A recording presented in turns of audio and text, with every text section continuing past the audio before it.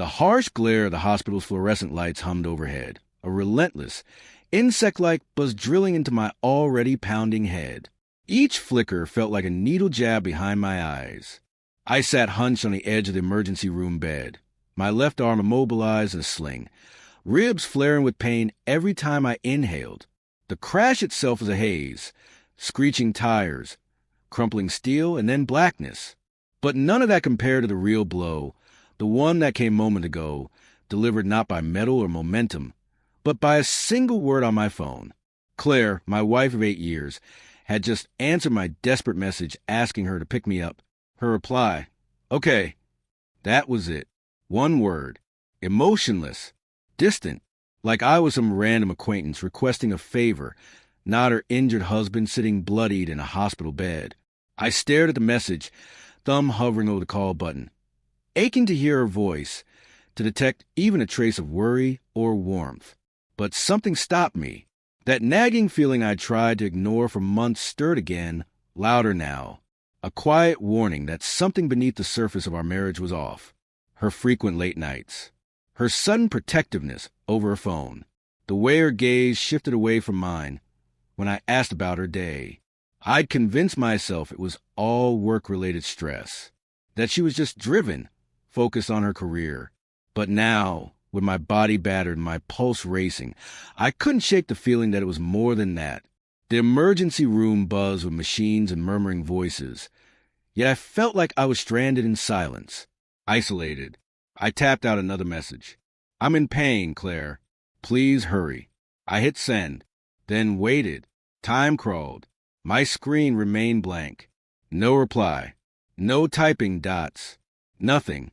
I imagined her back at home, curled up on the couch, maybe sipping wine, lazily scrolling through her phone. Maybe she hadn't seen my message. Or worse, maybe she had and simply chose not to respond. Just an hour ago, I was behind the wheel, driving home from a long shift at the warehouse. I'd been thinking about dinner. Claire had promised to make lasagna, her specialty, something I hadn't tasted in ages since her schedule got so hectic. Rain had slicked the roads earlier that evening, and I'd been distracted, replaying the terse exchange we'd had that morning. She'd snapped at me, something petty about dishes I hadn't put away. I never even saw the truck. 1 second, the road was clear.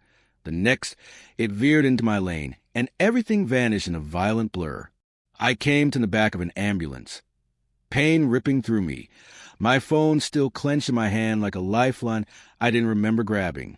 Now here I was, under cold fluorescent lights, my body sore and my heart sinking. That argument earlier now echoed in my mind like an omen I hadn't taken seriously. Claire and I used to be inseparable. At least, that's what I thought.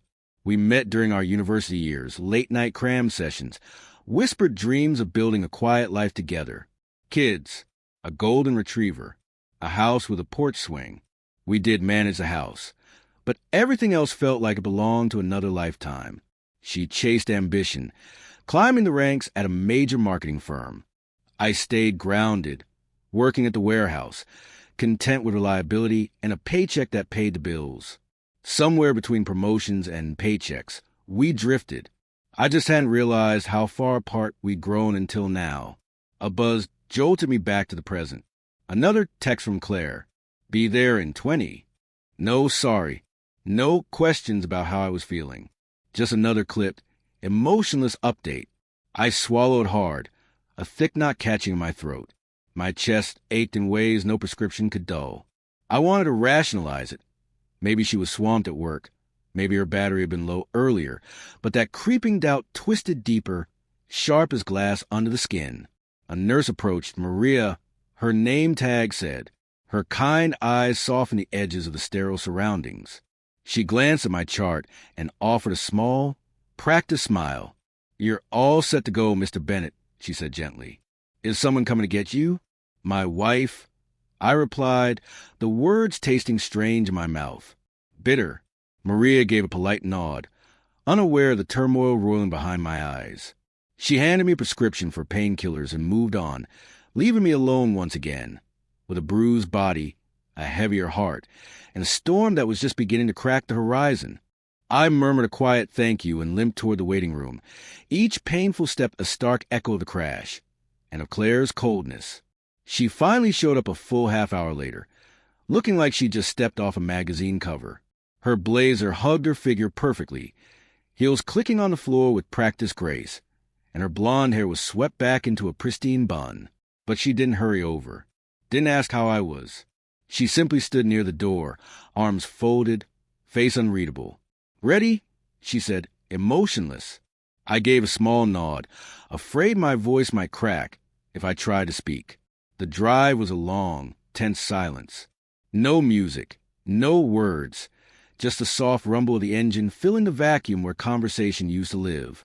I kept sneaking glances at her, searching for something familiar in her features, some trace of the woman I once knew, but her expression was fixed, her gaze locked on the road ahead. My phone still rested in my palm. It felt like a weight I didn't know how to put down. I reopened our message history, scrolling through weeks of cold, clipped exchanges. They all looked the same, brief, distant, stripped of affection, just logistics and updates.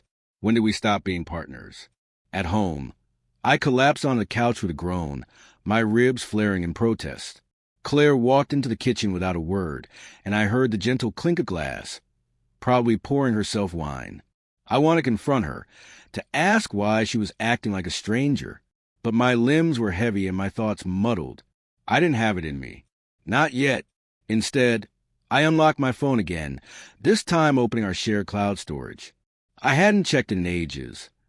I'm not even sure what made me think to now. Maybe the same inner warning that had kept me from calling her earlier. I started scrolling through the photo library. At first, it was the usual. Pictures from our last vacation, snapshots of my niece's birthday. And then my heart stopped. There she was, Claire, laughing in a dimly lit bar I'd never seen before. A man's arm draped around her shoulders. His face was mostly out of frame, but his hand was clear as day, resting on her waist with familiarity. The date stamp? 2 nights ago. The same night she claimed she had to stay late at the office. The air in the room thickened. My stomach twisted. I flipped through more photos, each one another knife. More of her with him, their hands entwined. A close-up selfie taken in a car I didn't recognize. Definitely not ours. My fingers trembled as I opened her email, still synced to the same shared account. Buried between reports and meeting reminders was a chain from someone named Jay. The subject lines were vague, but the body of the emails wasn't. "Miss you already. Can't wait for tomorrow. You make me feel alive again." Each word drove the truth deeper, stripping away the last bits of denial I had left. That's when she came back in, glass of wine in hand. "Need anything?" she asked, flat and disinterested, as if I were a guest she was hoping would leave soon. I turned the screen toward her, the photo glowing in the dim light. "Who is he?" My voice trembled, heavy with disbelief and fury. She went pale. The glass dipped slightly in her hand, as if she might drop it. Her eyes darted between the image and my face. "It's not what it looks like," she said at last, but her voice shook, betraying the lie. "Don't do that," I said, forcing myself to stand despite the pain screaming through my body. "Don't insult me." I saw the pictures. I read the emails. "Just tell me the truth. How long has this been happening?" She set the glass down slowly, carefully, like stalling might soften the blow. "A few months," she whispered, barely audible. "His name is James. He works with me." Her confession hit harder than the truck that nearly killed me. "Why?" My voice cracked.